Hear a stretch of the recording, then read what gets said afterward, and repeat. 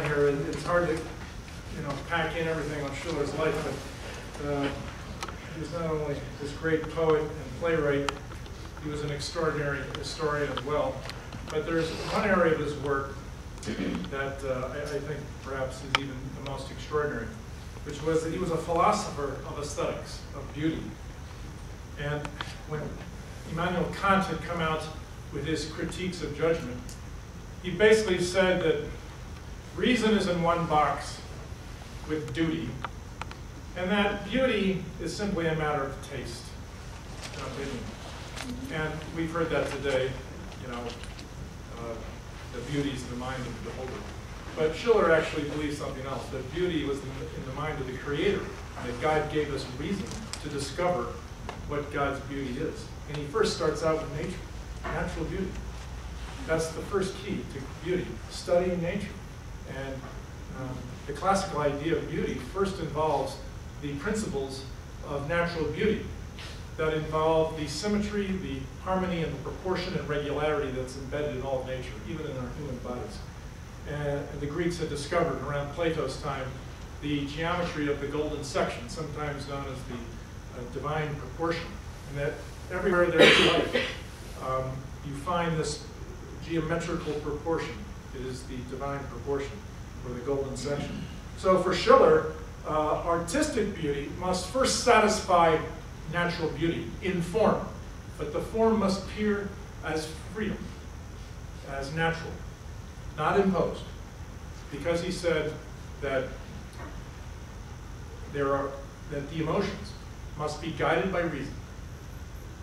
And he said that only a person who has so developed his emotions that can do his duty by the hand of reason, but do it freely, that his emotions, his inclinations, and his passions naturally choose to do what history demands, what reason demands, what duty demands is right. Only then is the moral act a beautiful act, when it is a free act of the inclination. So he was discussing in these letters the aesthetical education of man, and other letters on Callias or Other Beautiful. And his interlocutor asked, well, can you give an example? And Schiller said yes. He takes a page from the Good Samaritan, from the Bible. He says, there's a man who lies on the side of the street, injured. And he's in desperate need of help. And he sees someone from the distance and calls out, please, please help me. And the man comes by and he says, yes, I see that thou art injured. I have a schedule to keep. Here, I will run over there to the next town. I will get you help. And you don't have to worry to pay me back. And the man said, oh, no, thank you. I don't want to be a burden on you. And Schiller commented, this was neither useful, it didn't rise to beautiful, it was simply expedience. So the next man comes, and he sees the man lying down the street, sees him, waves over, please help. He comes by and he says, yes, I see you're in terrible need. Here, I will take you. You need not worry. I will get you some help. You can just pay me back later.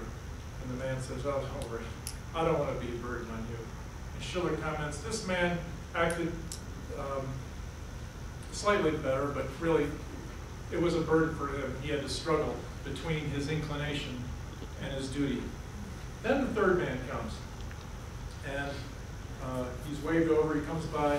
Before saying anything, he says, you're in great need. Here, I'll take my knapsack off, not to worry. Come on my shoulder.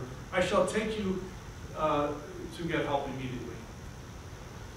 And for that person, the man on the street said, please, I would appreciate it. And Schiller comments, only the third person acted with a pure impulse, that where there was no struggle between his inclination and his duty, and between his inclination and duty, between his passions and reason. That this was a free act, and therefore, in this case, the moral act rose to a beautiful act, because there was no contradiction, no struggle with his emotions. And Schiller started writing these incredible treks on the philosophy of beauty because he witnessed the French Revolution and the bloody Jacobin tyranny, and he said that after what he saw, that a great moment had found an unresponsive people. He turned to the aesthetics, to beauty, and he said, now it's the role of art to educate, to enlighten, to ennoble our passions, so that we can always trust on our emotions to do the right thing because they're absolutely consistent with reason's demand and duty. And he says that is someone who's become a beautiful soul, someone who does his duty but out of joy, out of a childlike joyfulness.